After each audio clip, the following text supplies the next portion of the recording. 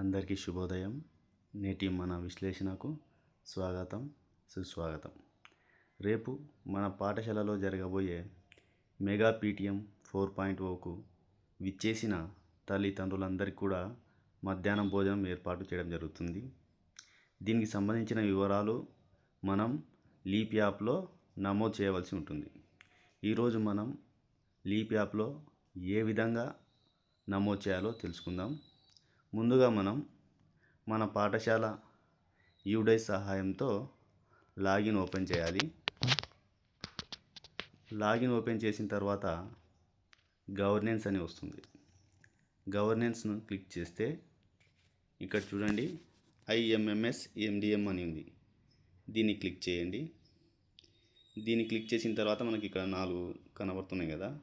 దీంట్లో mega PTM మీద ఒకసారి క్లిక్ చేయండి.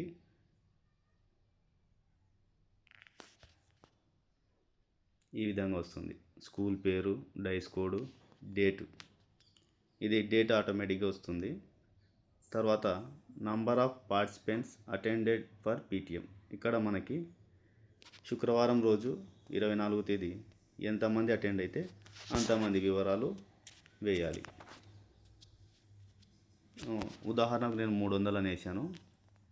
నెక్స్ట్ మీల్స్ ప్రొవైడెడ్ బై, ఎవరు మీల్స్ ప్రొవైడ్ చేశారంటే స్కూల్ పేరు రాయాలి.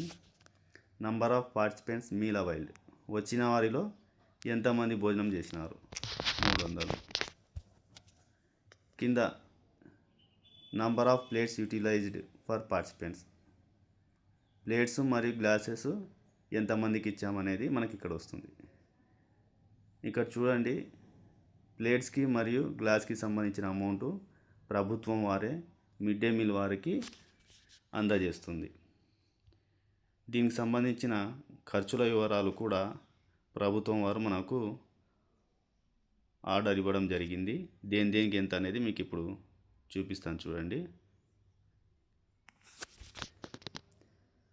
మీల్స్ కొరకు ₹9.29 మరియు ప్లేట్స్, గ్లాసు, వాటర్ కొరకు ₹5 ఇవ్వబడుతుందని ప్రభుత్వం వారు తెలియజేసినారు. దీనికి సంబంధించిన బిల్లు తర్వాత పడుతుంది. మరోసారి మీకు ఏ విధంగా అప్లోడ్ చేయాలనో తెలియజేస్తాను. ముందుగా మనం లీప్ యాప్ ఓపెన్ చేసి స్కూల్ డైస్ సహాయంతో లాగిన్ కావాలి. లాగిన్ అయిన తర్వాత గవర్నెన్స్ అని వస్తుంది. గవర్నెన్స్ క్లిక్ చేస్తే IMMS MDM అని వస్తుంది. దీని మీద క్లిక్ చేయండి.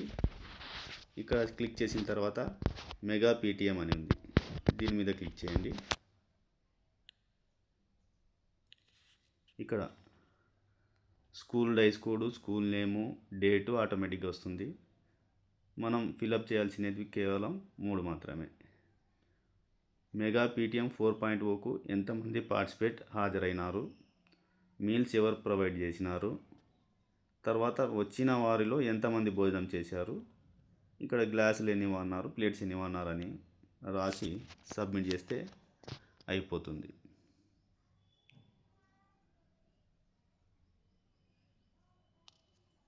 మనం మెగా పేరెంట్ మీటింగ్ రోజు ఒకరొకరికి ఒక కమిటీని ఫామ్ చేసి టీచర్లకు కేటాయిస్తే వర్క్ ఈజీగా అవుతుంది. అందరూ ఒకటే పని చేయాలంటే కష్టంగా ఉంటుంది కాబట్టి ఫొటోస్ తీయడానికి ఒకరిని, ఆహ్వానించడానికి ఒకరిని, మీల్స్ దగ్గర మరొకరిని, ఈ విధంగా డివైడ్ చేసి కమిటీలను ఫామ్ చేసుకోండి.